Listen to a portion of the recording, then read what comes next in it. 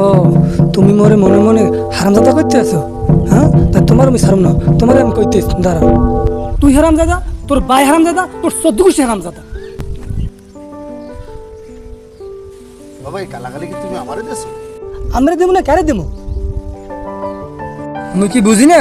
মানুষে কইছে যে এক চোখ জাগো চোখ কানা, হ্যাঁ দেখলে মানুষে মনে মনে হারামজাদা খায়। তাই তুমি মোরে এটা দেখিয়া হারামজাদা কইছো না? আমি বুঝি নাই।